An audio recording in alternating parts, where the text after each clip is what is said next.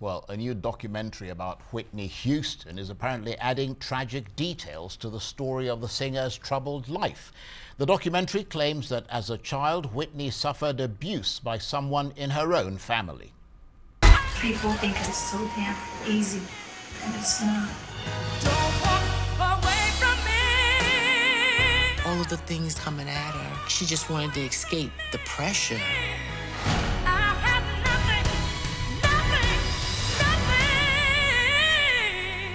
if I don't have you. You could say anything you wanted to say to her. What would you say? I love you, Whitney. Everybody loved her. She was a little girl wishing upon a star, always trying to find her way back home.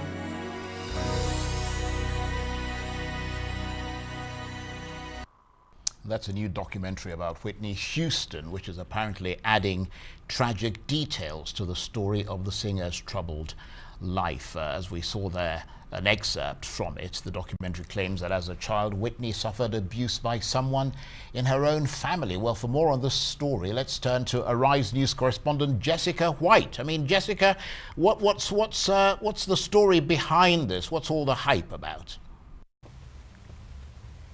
Well, for starters, anything that has to do with our beloved Nippy, we're all ears. We are set, we are ready, and we're going to always be waiting. But this particular documentary goes a little bit deeper into the family secret, but it's produced by the brother and, as we knew, the assistant and his wife, Pat Houston. So some of the things that we may have thought about are confirmed with Pat and with Gary behind this documentary. So it's not your typical Lifetime movie. It's not something that's cookie cutter. This right here is Whitney based on what we thought, what we may have not known, and really dug into her life by some of the people who knew her best. Well, I mean, let's leap right into the sexual allegations made against Whitney's cousin Dee Dee Warwick. You call him Warwick. We say Warwick, the sister of Dionne Warwick. How do you think this new film will play out as the next family reunion? Well, speaking of family reunions, we all know that Dionne, who's the sister to Dee Dee, is no shade and she cuts no corners.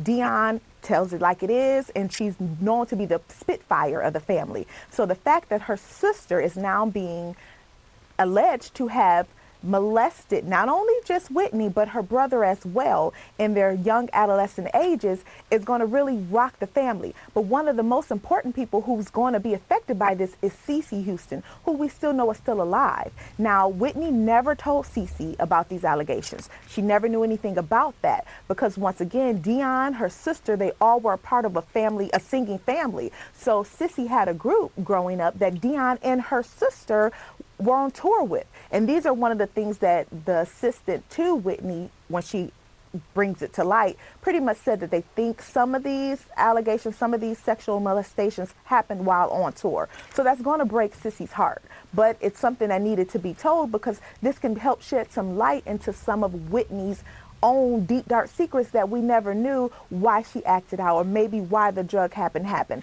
You never know when you're molested as a young child, and now you're America's sweetheart, but you still have these issues that are kind of glooming over your head. That's a very interesting point. And of course, we hear the film also confirmed Whitney's alleged lesbian relationship with her longtime friend and assistant, Robin Crawford.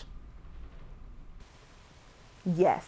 Now, Robin has been very quiet. She recently, only after death, came out and told her side of what she known as Whitney. And even in her interview years ago, because Whitney died in 2012, she was still very much surface. She didn't go any digging. She didn't throw any stones against Bobby Brown, but she did just share what she shared with Whitney, which was a strong connection. And it was something that couldn't be broken. The bond couldn't be broken. So even if, I don't know if you guys remember the Oprah interview, when Oprah asked Cissy, let's go ahead and just call a spade a spade. If your daughter was lesbian, would that have affected how you felt about her? And that's one of the things we think Whitney kept it secret was because we knew her mother, who's a diehard Christian, would have an issue with that. But this particular thing will hopefully give Whitney a little peace, and it will also give Robin peace, because it has to be hard living in the shadows of somebody as great as Whitney.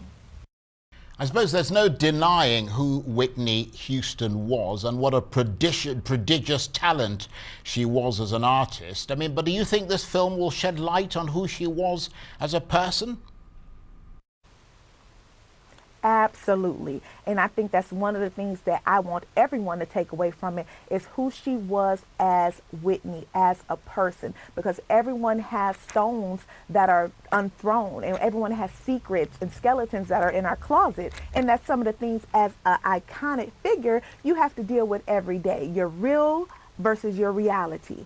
And so that's one of the things I think this film is going to help do. And we actually have a shot of someone saying just how iconic she was musically when she hit the stage. Let's take a look.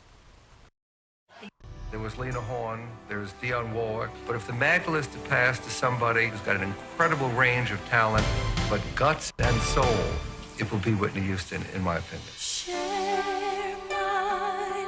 Nobody could touch Whitney as far as singing. He said, Mom, she taught Whitney everything she knew about how to use that voice. You had 3 places to sing from: heart, mind, guts. She learned them all. There was Lena Horne. Isn't it that, I mean, she's just so stunningly attractive, Whitney Houston. But it's also interesting, isn't it, Jessica, that the film reportedly doesn't feature her ex-husband, Bobby Brown. I mean, do you know whether that was intentional?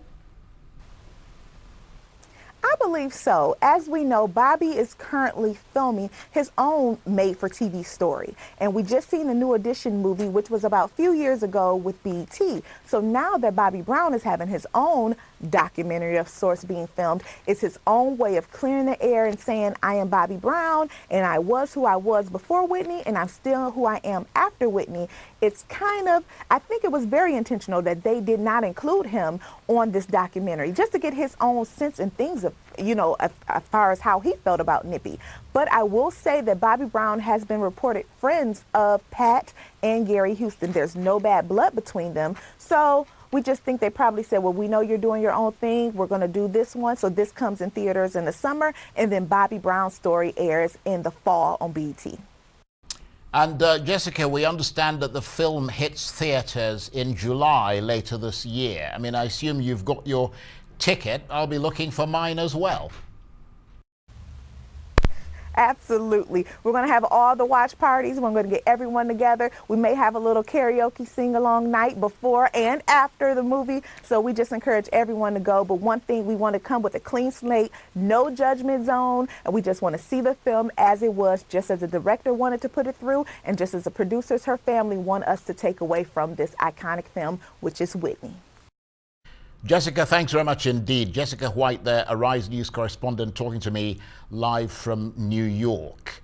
Now, coming up next, the challenge of seeking asylum in the United States through the experience of one Nigerian man. Arise America will be back in a moment.